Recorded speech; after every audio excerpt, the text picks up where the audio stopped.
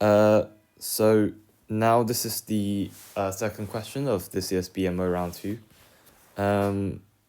So the problem states that ABCD has AD and BC not parallel and the diagonals intersect at X. Their perpendicular bisectors intersect at Y, and we want to show that the information XY bisects angle DXC is necessary and sufficient condition for AC equals BD. So to start with, I've drawn a diagram that looks very small because we could see that this problem, it doesn't really tell us much information. And I don't really know if we need to add any extra lines so that this diagram goes crazy. So this is for demo only. If I need to do any geometric analysis, I probably need to draw the diagram again. And that is generally my technique to do these complicated geometry problems. The problem, so normally they would tell you that something is a cyclic quadrilateral or give you a very obvious hint to start with, but not really for this time because ABCD, I know I've drawn AB and CD to be sort of parallel, but that is not stated in the question. So we can't really assume that ABCD has to be a cyclic quadrilateral. And even if it does, I doubt it's going to have much relation with X and Y.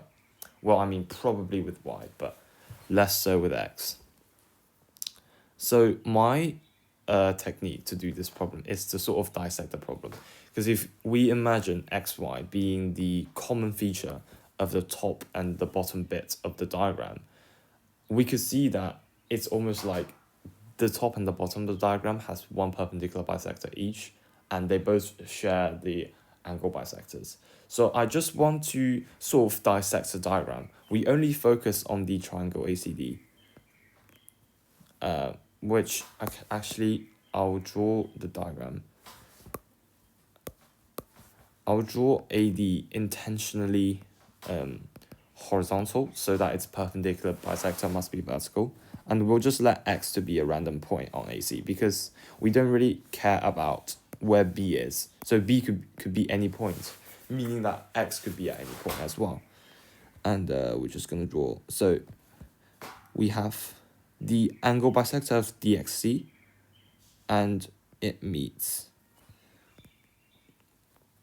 the perpendicular bisector of AD at Y. So maybe we could just try to connect AY and DY because perpendicular bisectors AY must equal to DY, a perpendicular bisector.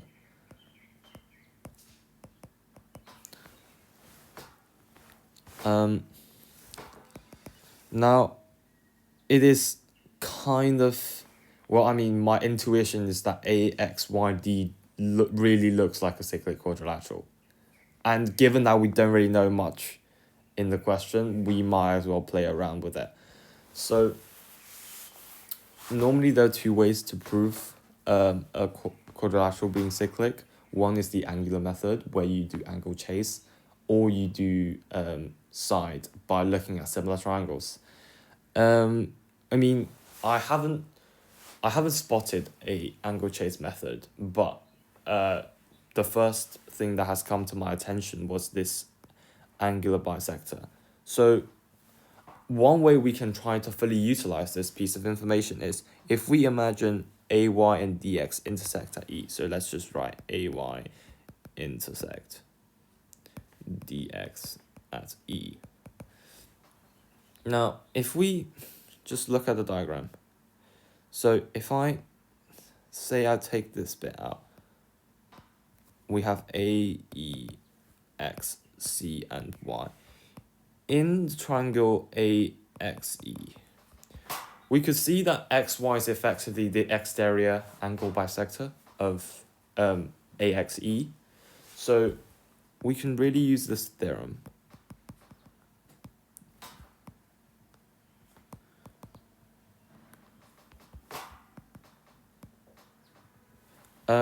So we effectively have AX over XE, that is equal to AY over YE. So if we just remind ourselves where the lines are, they're kind of like here. So AX, XE. So we have a pair of this triangle, and AY and YE are really not anything. But remember, we have this relation. So it actually equals to dy over YE, and that gives us a lot, because dy over YE, if we compare these two information, this tells us that the triangle AXE is similar to the triangle DYE, which is sufficient to prove that AXYD is cyclic. So now, if we treat Y as the intersection of an angular bisector and a perpendicular bisector, we can really carry out the same method if we dissect the triangle ABC, and effectively we would have got the BXYC would also be cyclic.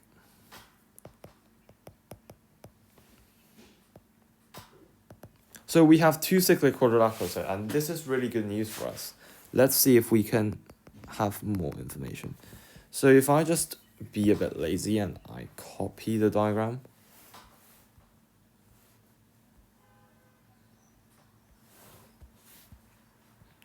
Now, we know that these two, so BXYC, and let me just write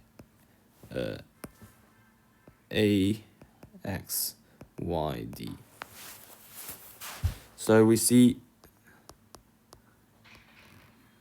that is a cyclic quadrilateral and that is a cyclic quadrilateral.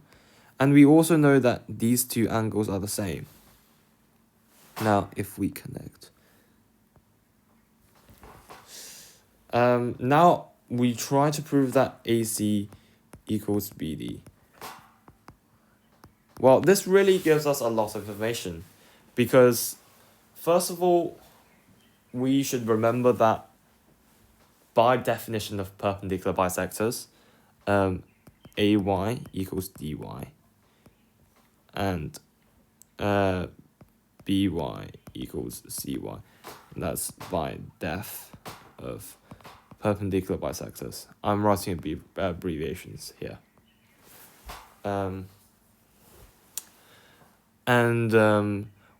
Essentially, we are trying to show that if we have a look at the triangle ACY, which is this one here, or if I change the color, let's go for this color. If we have a look at this color, this triangle and this triangle, they should be congruent, because we already have AY equals DY and BY equals CY. Then, this is like the remaining condition to prove congruence. But now we don't have the side information. So the only possible method is we try to do SAS congruence. And in that case, we need BYD to be the same as AXC. And in that case, if we subtract the common angle BYA, then this basically means that we want the two isosceles to be similar. And this could be achieved by simple angular chase, because we've just proven that there are two cyclic quadrilaterals in this diagram. So one example would be that we know that, let's label this angle as angle 1. So similarly, this angle is angle 1. So let me just write dxy equals cxy equals angle 1.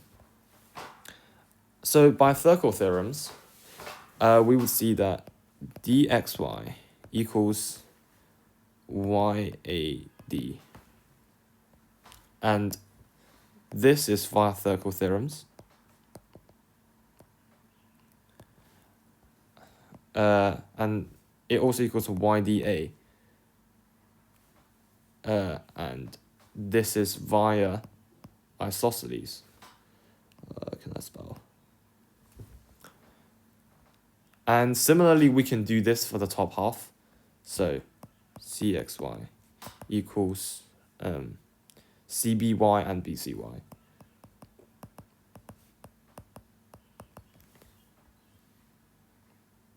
And we know that dxy and cxy are equal. So all these 6 angles listed here are actually the same, meaning that we have proven, or we don't even need similar triangles because we have already proven that the 2 pairs of angles in triangle BCY and ADY.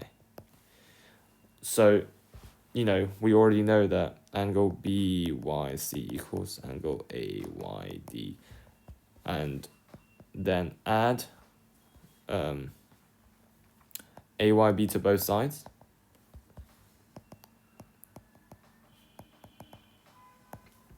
We have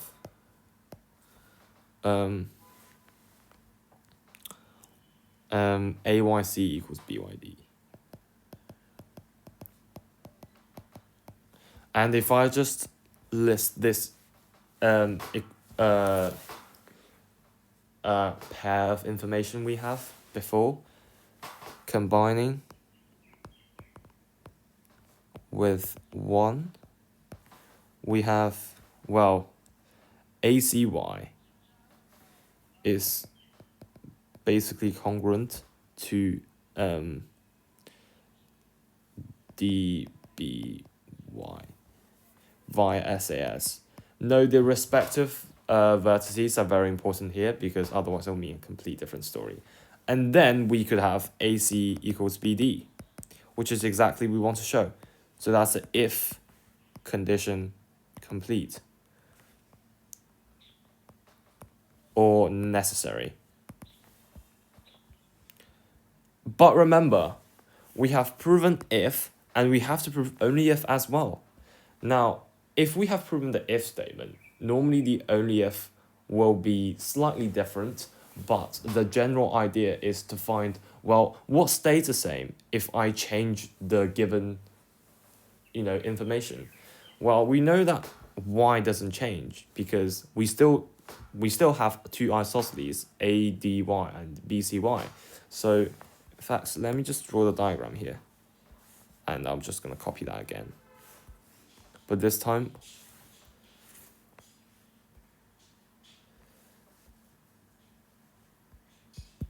I hope it's going to work. Well, this time we're trying to prove the only if statement. And that is given AC equals BD. We want to show that XY bisect DXC.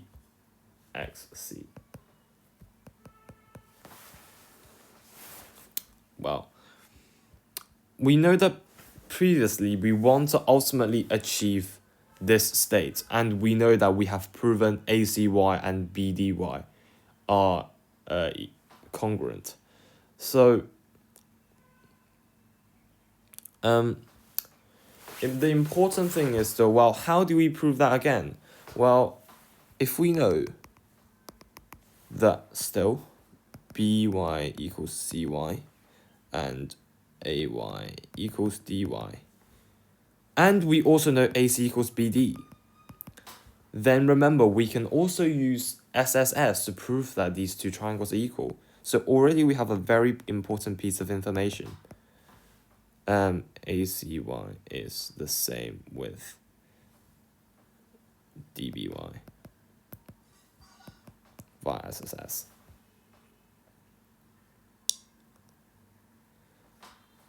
Now, we are trying to link back. Well, I mean, now we have proven that it is a pair of congruent triangles, but we haven't really proven the cyclic bit because that depends on the angular bisector, which we don't have. So we're going to try to work backwards. If we think about the whole diagram or this pair of congruents as a rotation of y, so say ACY is rotated by this much of an angle. So A rotates to D and C rotates to B. Then we would see that these two angles are equal, namely XAY equals XDY. I mean, we could view it as rotation, but simply by the definition of the congruence, we could work this out as well. So I'm just going to say via congruence. And this really implies AX, Y, D. You know, they are being cyclic. And similarly, we can carry out the logic above, but this time for these two angles. So it's XCY and XBY. I'm not going to write here again, but similarly, we would have got well, it's the angle BXYC being cyclic. And now we have two cyclic quadrilaterals, which is what we want. Now, there is one bit of information that we still need, because ultimately, we know that ADY and BCY, they are similar. So these two angles are similar. So we can, use circle theorems to transfer them to saying, okay, so if CBY equals YAD, then CXY also equal to YXD, and that is perpendicular bisector proven. But we still have to prove that they are similar. Now, we already know that the two pairs, we know that they're isosceles already. So we want to, find if either the base angle or the apex angle is the same. Well, we are trying to utilize the base angle, so it would be slightly unrealistic to try to prove that. So we can try to do the apex angle. And the method is the exact reverse as what we've done in the if provement. So we could see here that we added AYB to both sides to get the sufficient condition for congruence. Now we already have established the congruence. So what we need to do is we reverse the process and subtract the common angle AYB. So let me just write BYC equals AYD. And that is via congruence again. This time we subtract AYB, and we have BYC equals AYD. And that tells us that the triangle BYC is similar to triangle AYD. So now we have, CBY equals YAD. We now use the cyclic quadrilaterals. We have CXY equals DXY. If you didn't follow that, I'm going to explain to you why YAD equals CXY. So we know AXYD is a cyclic quadrilateral. Well, if we treat YD as a subtended arc, then this angle YAD really equals to YXD. And we have a similar reason for this angle CBY and this angle CXY. And we already know that CBY equals YAD. This means that CXY must equal to DXY. And that tells us that XY bisects DXC. So only if complete. So we've proven if and only if, and thus is the question complete. Hope you have enjoyed this video.